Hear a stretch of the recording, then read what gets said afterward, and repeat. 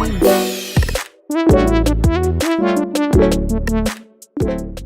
tektonisme dan pengaruhnya terhadap kehidupan. Yuk, mari kita langsung simak aja materinya. Nah, sebelum kita membahas lebih jauh terkait tektonisme dan pengaruhnya terhadap kehidupan, kita harus tahu dulu apa yang dimaksud dengan tektonisme.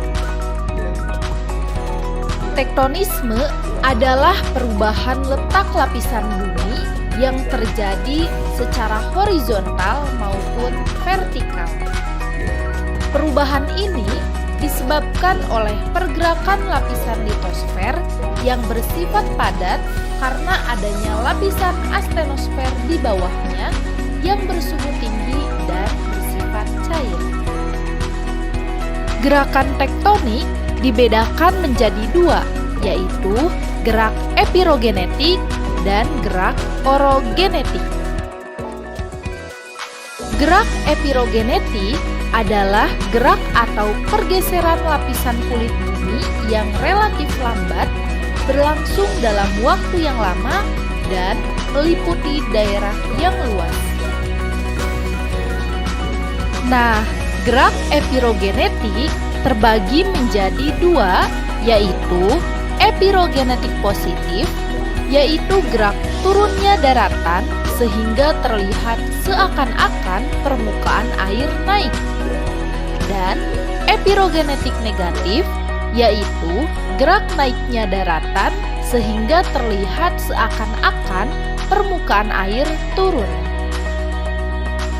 Sementara itu, gerak orogenetik yaitu gerakan yang relatif lebih cepat daripada gerak epirogenetik.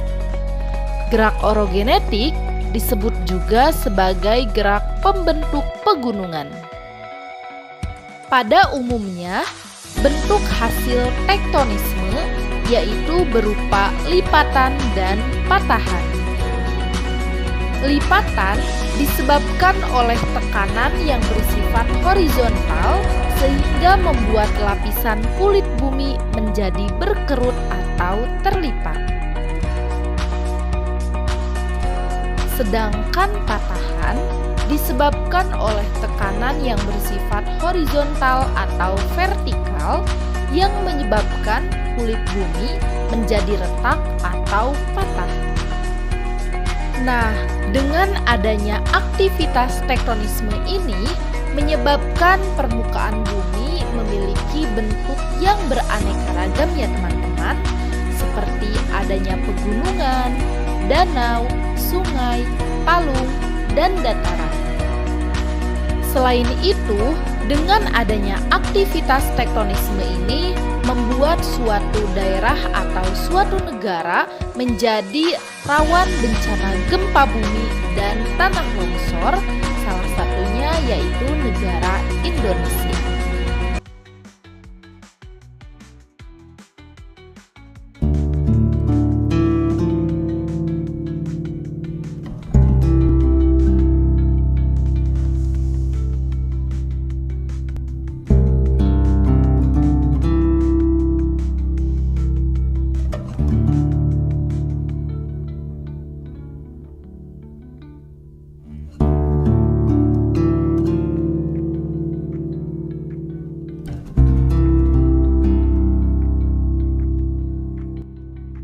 Di daerah beriklim tropika basah, airlah yang merupakan penyebab utama erosi tanah, sedangkan angin tidak mempunyai pengaruh yang berarti.